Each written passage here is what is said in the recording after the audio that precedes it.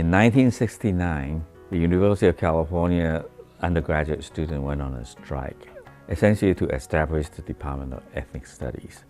But until around 1980s, the curriculum continued to be not very diverse. So there was an increasing awareness on the part of some faculty and the students that we had to do something to diversify the curriculum across the campus. And that's how this American Cultures came into being. The American Cultures program on campus is unique. Our curriculum began in 1991. So we just celebrated a big anniversary. The American Cultures Engaged Scholarship Program, or ACES, is a program that actually came out of a model that the head of American Cultures and I came up with a few years ago. And I started thinking about the fact that American Cultures is the one course that every student has to take. It's like, what if every American Cultures course had a community-based component? Then every Cal student, when they're on campus, would get off campus. Particularly for ACES, this idea of kind of switching the traditional separation of teaching, research, and service is part of what's really important. And that prioritizing one piece of that sort of triangle over another, or seeing them as separate things, is no longer really a way that universities can function. Now it's not about a choice of education versus community. It's community in education. We've been at the forefront of trying to engage a new type of research that goes beyond the status quo, goes beyond the idea of we have to be inside of an institution to conduct research. It's like, it's us going out there into the community, the community coming here, and this cycle of reciprocity where research is being done in multiple fronts.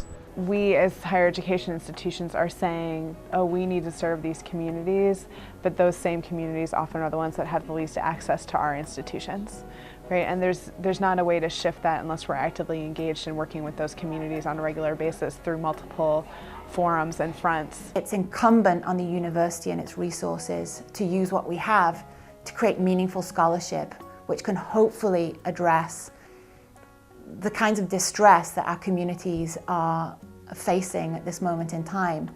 And that's the articulation of this first cohort of faculty, that their work can make a difference, and it should make a difference, especially at these moments of such significant social challenge for our local communities. Well, Interracial Justice at Law is a course that we proposed to the American Cultures Engaged Scholarship Program. The intent that I had originally was to create a new course that would try to focus ethnic studies students and others who took the class on what I found to be an unwritten history, or set of histories, which have to do with legal advocacy organizations in the San Francisco Bay Area. And so it seemed to me a perfect opportunity to have students at Cal engage these groups that have been based in the Bay Area for over 40 years now, advocating for justice, and one, to learn about those groups, that they actually exist, and two, to start to create basically a pipeline of people who are interested in justice and using the law for it. People don't always think about the interracial conflicts, but there definitely are, and just looking at the legal aspect of it made me have a different perspective towards like ethnic studies, and it really changed my mentality and the way I look at things. Students can learn about how important it is to create their own research projects and to have a true collaboration with their peers that enables them to create knowledge. What we were going to do was not just be in class, but like go outside, right? And I haven't had an experience like that before, where we take what we learn and then use it outside as well. It makes sense to me that we would try to, especially in a class where we're looking to look and discern and unearth these hidden histories of legal ethnic organizations, to try to mirror that in some substantial way by having students work with each other and hopefully creating things, conditions, resources, and support that enable that to go better than if it was just like, do a group project. It's helped me grow as a person, it's helped me grow as an academic, as a researcher, and it's helped me grow as someone who will make a difference with community. I'm really passionate now about learning from the people that are doing that work now and who have been doing that work for 30 years. The course has the opportunity to remind folks who are inside the university that there are plenty of folks outside the university, and that that's actually the collaboration that's going to produce the kind of scholarship that isn't just going to get someone tenure, but is actually going to advance the movement's goals. The American Cultures Engaged Scholarship Program is building on the shoulders of giants.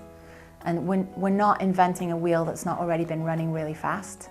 What this is one institutional location of some amazing work that I think can be articulated in a very significant fashion.